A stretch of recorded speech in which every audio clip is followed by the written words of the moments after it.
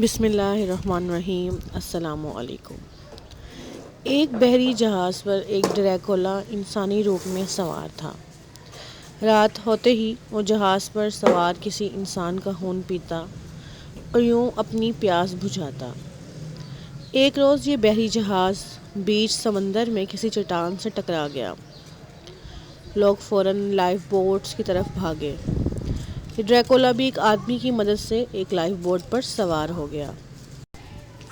قسمت کی خرابی کہ اس کی لائف بوٹ پر صرف ایک ہی شخص تھا اور یہی وہ شخص تھا جس نے اسے بچایا اور بوٹ یا کشتی میں آنے میں مدد کی۔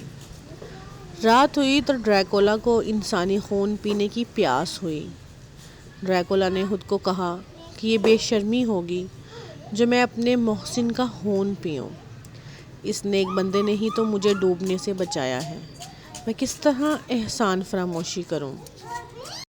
ایک دن، 2 دن، 3 دن اسی دلیل سے خود کو روکتا رہا۔ بالآخر ایک دن دلیل پر فطرت غالب آ گئی۔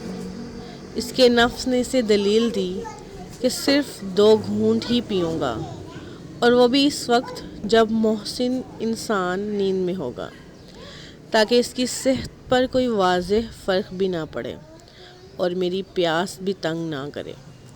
یہ سوچ کر روزانہ اس نے 2 گھونٹ خون پینا شروع کر دیا۔ ایک دن اس کا ضمیر پھر جاگا اور اس پر ملامت کرنے لگا۔ تو اس شخص کا خون پی رہا ہے جو تیرا دوست ہے، جس نے نہ صرف تجھے بچایا بلکہ جو مچھلی پکڑتا ہے، جو اس کا پانی جمع کرتا ہے، اس میں سے تجھے حصہ بھی دیتا ہے۔ یقیناً یہ بے شرمی کی انتہا ہے، یہ محسن کشی ہے۔ اس بے شرمی کی زندگی سے تو موت اچھی۔ ڈریکولا نے فیصلہ کیا کہ اب میں کبھی اپنے محسن کا خون نہیں پیوں گا۔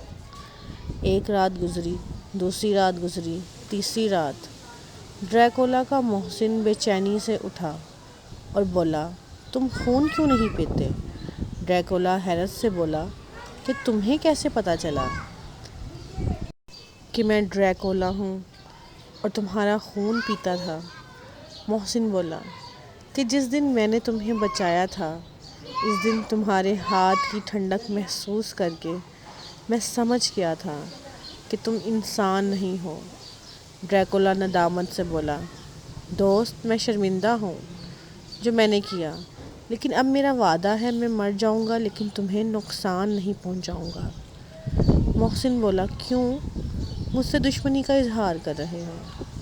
پہلے جب تم خون پیتے تھے تو مجھے تکلیف ہوتی تھی، لیکن میں چپ رہتا کہ کہیں تمہیں پتہ نہ چل جائے اور میں مارا جاؤں، لیکن اب مجھے خون پلانے کی عادت ہو گئی ہے اور پچھلے 3 دن سے عجیب بے چینی ہے۔